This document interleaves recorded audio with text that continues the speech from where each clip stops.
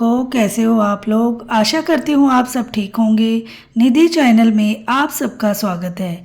और आज हम चैत्र कृष्ण पक्ष की गणेश चतुर्थी व्रत कथा पढ़ेंगे और कथा को पूरा सुने और बीच में बिल्कुल ना छोड़ें।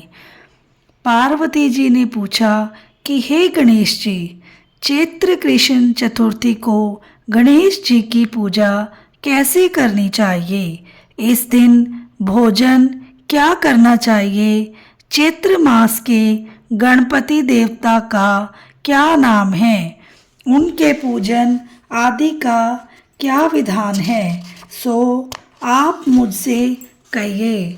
गणेश जी ने कहा कि हे महादेवी, चैत्र कृष्ण चतुर्थी के दिन विकट नामक गणेश जी की पूजा करनी चाहिए। दिन भर व्रत रखकर रात्रि में षोडशोपचार से पूजन करना चाहिए।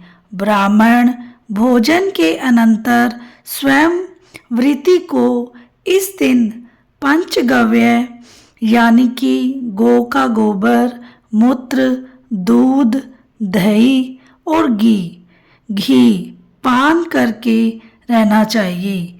यह व्रत संकट नाशक है।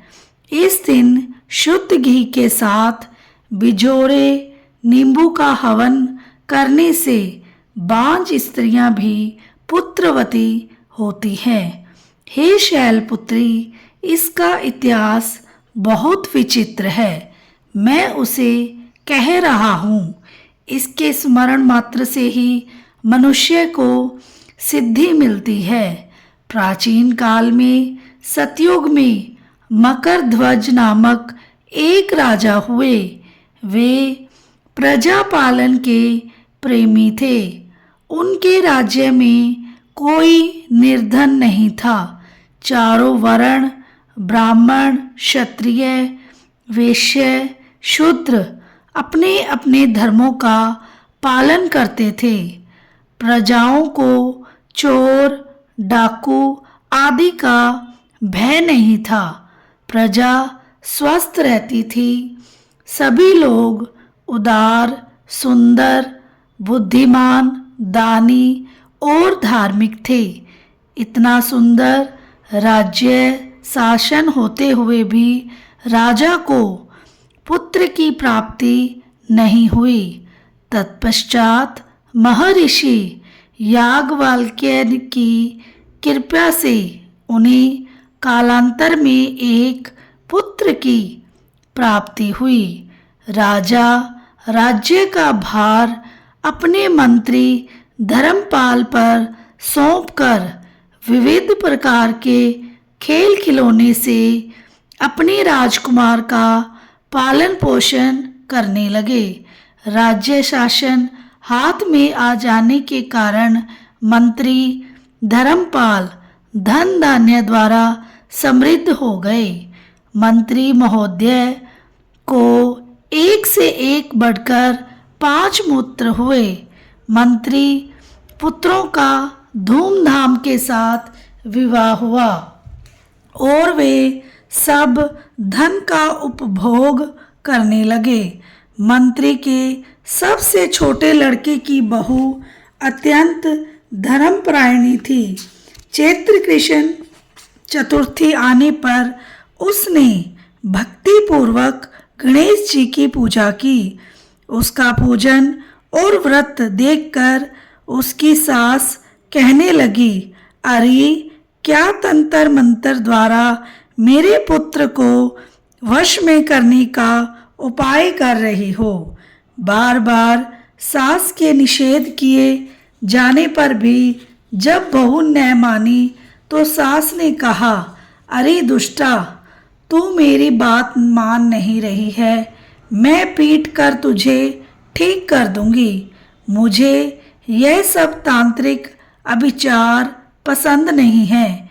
इसके उत्तर में बहू ने कहा, हे सासू जी, मैं संकट नाशक गणेश जी का व्रत कर रही हूँ। यह व्रत अत्यंत फलदायक होता है। अपनी पतोहू की बात सुनकर उसने अपने पुत्र से कहा कि हे पुत्र, तुम्हारी बहू जादू टोने पर उतारू हो गई है। मेरे कई बार मना करने पर भी वह दुराग्रह वश नहीं मान रही। इस दुष्टा को मार पीट कर ठीक कर दो। मैं गणेश जी को नहीं जानती, ये कौन हैं और इनका व्रत कैसे होता है। हम लोग तो राजकुल के मनुष्य हैं, फिर हम लोगों की किस विपत्ति को ये नष्ट करेंगे। माता की प्रेरणा से उसने बहू को मारा पीटा। इतनी पीड़ा सहकर भी उसने व्रत किया। पूजनोपरांत वह गणेश जी का स्मरण करती हुई उनसे प्रार्थना करने लगी कि हे गणेश जी, हे जगतपति, आप हमारे सास ससुर को किसी प्रकार का कष्ट दीजिए। हे गणेश्वर, जिससे उनके मन में आपके प्रति भक्ति भाव जागृत हो। विभु विश्वात्मा गणेश जी ने सबके देखते ही देखते राजकुमार का अपहरण करके मंत्री धर्मपाल के महल में छिपा कर रख दिया। बाद में उसके वस्त्र आभूषण आदि उतार कर राजमहल में फेंक दिए और स्वयं अंतर्ध्यान हो गए। इधर राजा ने अपने पुत्र को शीघ्रता से पुकारा, परंतु कोई प्रत्युत्तर न मिला। फिर उन्होंने मंत्री के महल में जाकर पूछा कि मेरा राजकुमार कहाँ चला गया है। महल में उसके सभी वस्त्राभूषण तो हैं, लेकिन राजकुमार कहाँ चला गया है। किसने ऐसा निंदनीय कार्य किया है। हाय, मेरा राजकुमार कहाँ गया। राजा की बात सुनकर मंत्री ने उत्तर दिया, हे राजन, आपका पुत्र चंचल कहाँ चला गया, इसका मुझे पता नहीं है। मैं अभी गांव, नगर, बाग बगीचे आदि सभी स्थानों में खोज कराता हूँ। इसके बाद राजा अपने सभी नौकरों, सेवकों आदि से कहने लगे, हे अंगरक्षकों, मंत्रियों, मेरे पुत्र का पता शीघ्र ही लगाओ। राजा का आदेश पाकर दूत लोग सभी स्थानों में खोज करने लगे। जब कहीं भी पता न लगा तो आकर राजा से डरते डरते निवेदन किया और कहा कि महाराज, अपहरणकारियों का कहीं सुराग न मिला। राजकुमार को आते जाते किसी ने नहीं देखा। उनकी बातों को सुनकर राजा ने मंत्री को बुलवाया। मंत्री से राजा ने पूछा कि मेरा राजकुमार कहाँ है। हे धर्मपाल, मुझसे साफ साफ बता दे कि राजकुमार कहाँ है। उसके वस्त्राभूषण तो दिखाई पड़ते हैं, केवल वही नहीं है। अरे नीच, मैं तुम्हारा वध कर डालूंगा, तेरे कुल को नष्ट कर दूंगा, इसमें जरा भी संदेह नहीं है। राजा द्वारा डांट पड़ने पर मंत्री चकित हो गया। मंत्री ने सर झुकाकर कहा कि हे भूपाल, मैं पता लगाता हूँ। इस नगर में बालक अपहरणकर्ताओं का कोई गिरोह नहीं है और न ही डाकू आदि रहती हैं। फिर भी हे प्रभु, पता नहीं किसने ऐसा नीच कर्म किया और न जाने वह कहाँ चला गया। धर्मपाल ने आकर महल में अपनी पत्नी और पुत्रों से पूछा। अपनी सभी बहुओं को बुलाकर भी उसने पूछा कि यह कर्म किसने किया है। यदि राजकुमार का पता नहीं लगा तो राजा मुझे अभागे के वंश का विनाश कर देंगे। ससुर की बात सुनकर छोटी बहू ने कहा कि हे दादाजी, आप इतने चिंतित क्यों हो रहे हैं। आप पर गणेश जी का कोप हुआ है, इसीलिए आप गणेश जी की आराधना कीजिए। राजा से लेकर नगर के समस्त स्त्री पुरुष, बालक, वृद्ध संकटनाशक चतुर्थी का व्रत विधि पूर्वक करें तो गणेश जी की कृपा से राजकुमार मिल जाएंगे। मेरा वचन कभी मिथ्या नहीं होगा। छोटी बहू की बात सुनकर ससुर ने हाथ जोड़कर कहा कि हे बहू, तुम धन्य हो, तुम मेरा और मेरे कुल का उद्धार कर दोगी। गणेश जी की पूजा कैसे की जाती है? हे सुलक्षणी, मुझे बताओ।